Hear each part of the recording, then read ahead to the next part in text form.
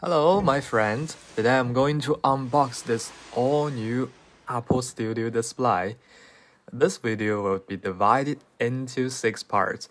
First, of course, unboxing. The box is always an Apple style, simple and beautiful design. The back of the box is the back of the display. Let me put it down. I have unboxed the iMac box before. I think it should be in the same way as iMac. There it is. You can see that this box is similar to the iMac box. Push the arrow on both sides and the display will come out. Wow, it's a bit heavy. Much heavier than the M1 iMac. Alright, let's see what else in the box first. A black kneaded Thunderbolt 4 cable. The lenses are probably 1 meter. These materials are great. It feels quite good. There are some documents and 2 black Apple stickers. Then there's a no other sensing box. Let's go back to the display.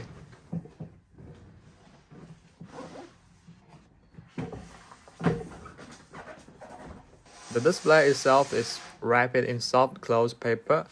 Go to the back. Behind this stand, the power cord is also protected by paper.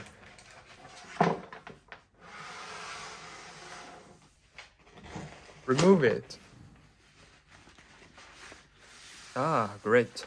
There is also a protective paper covered with a display, which is a right studio display. There is an energy star mark in the corner. Tear it down.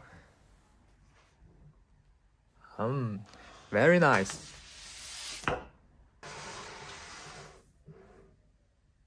Now plug into the power and the Mac.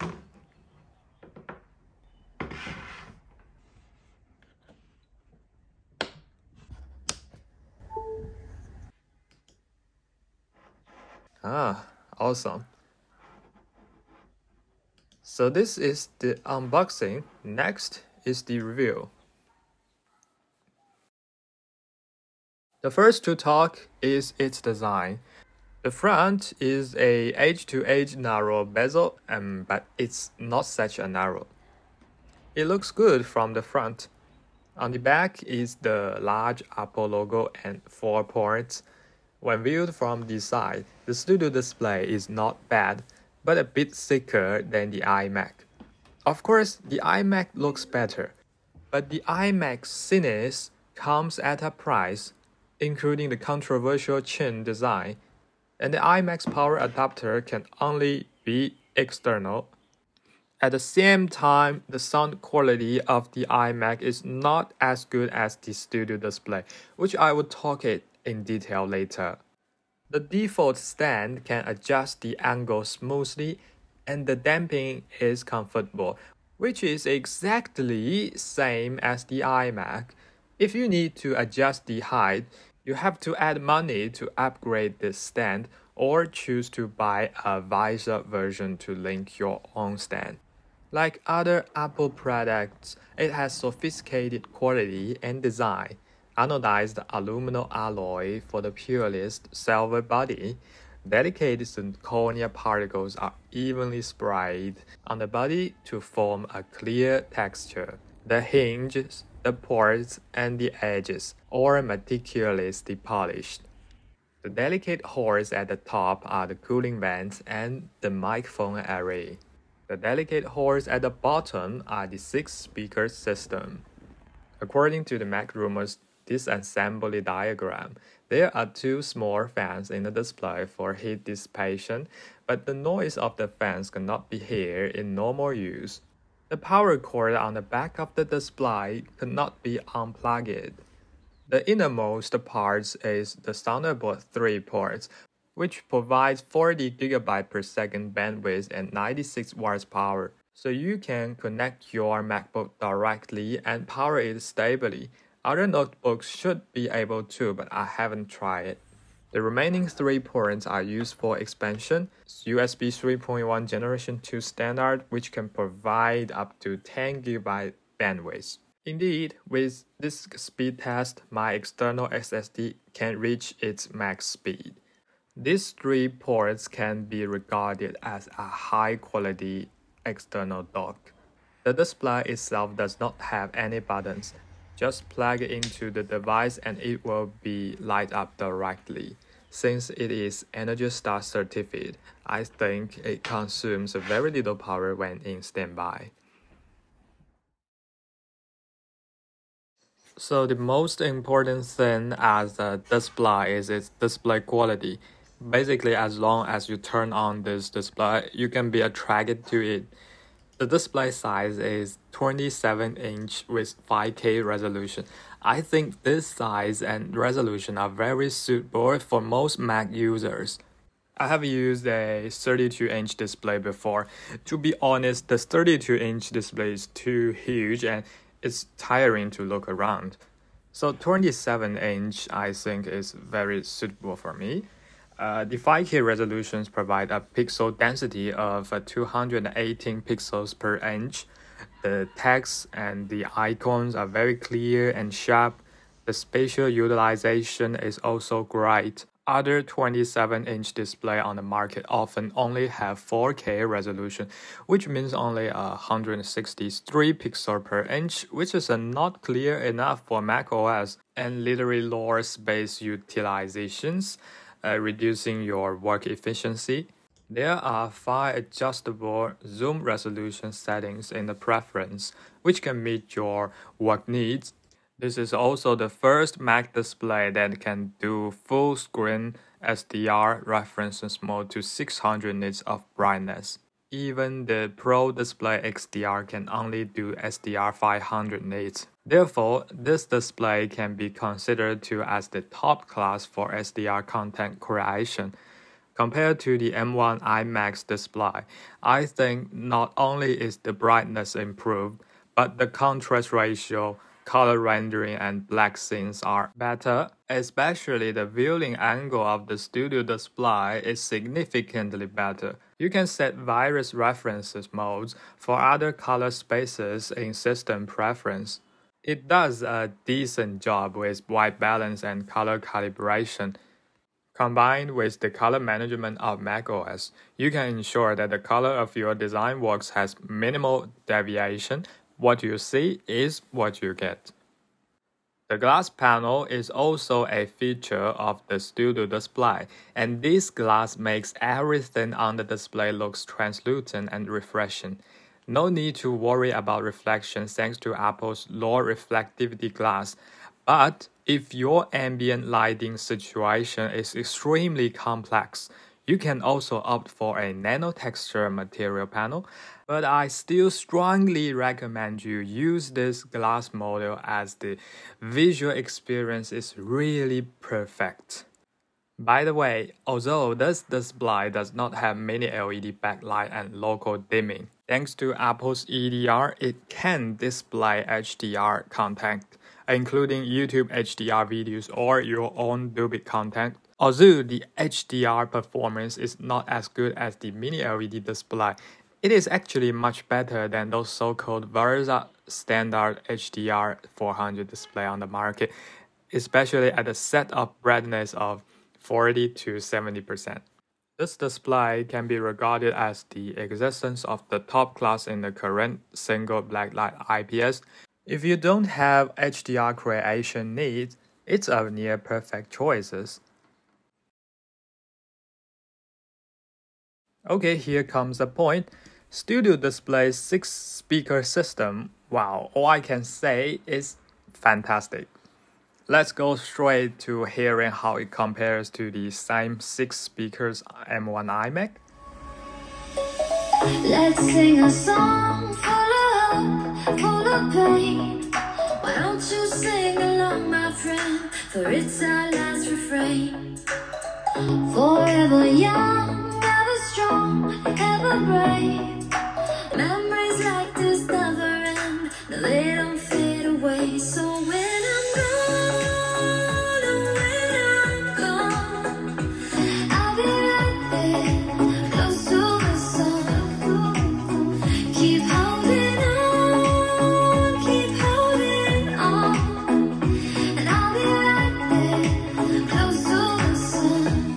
Then let's hear how it comes to a pair of HomePod mini stereos.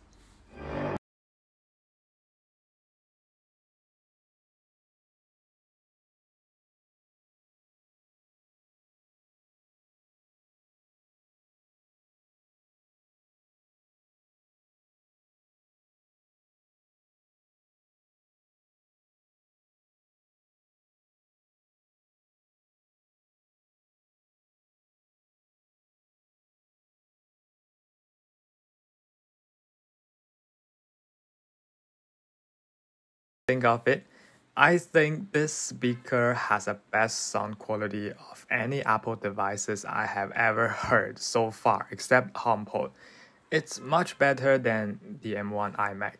Its performance continues the crispy treble and resolution of the M1 iMac while adding a very infectious bass that the iMac doesn't have. The bass is pleasant to listen to and the overall dynamic range is very wide. With the A13 Bionic chip, it also supports spatial audio. When watching movies that support spatial audio, its expressiveness is great. Thanks to the audio sharing between Apple devices, now when you are lying in the bed, just AirPlay the music from your phone to the display, and then the display will become a wonderful music speakers. In terms of webcam, this is the first time in the Mac series with a 12-megapixel ultra-wide camera, f2.4 aperture and support for center stage, but with the correct firmware version 15.4. The image quality is noticeably noisy. Apple has promised to fix it with a firmware update. Like other Macs, there's a small physical green light next to the camera to indicate whether the camera is on. The microphone uses the same 3-array microphone design as the iMac, which can effectively reduce the background noise. Next, let's take a look at how Studio Display connects to a Windows PC or other devices. Since the display itself only has a Thunderbolt USB-C port, if your computer's USB port can output image signal, or your GPU has its own USB-C output, you can connect it directly.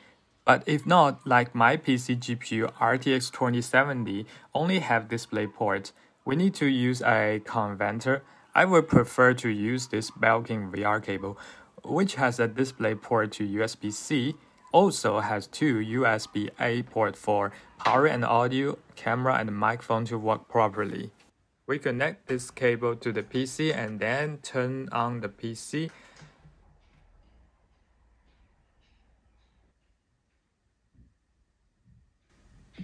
We can see that the Windows starts up smoothly and the startup song can be played.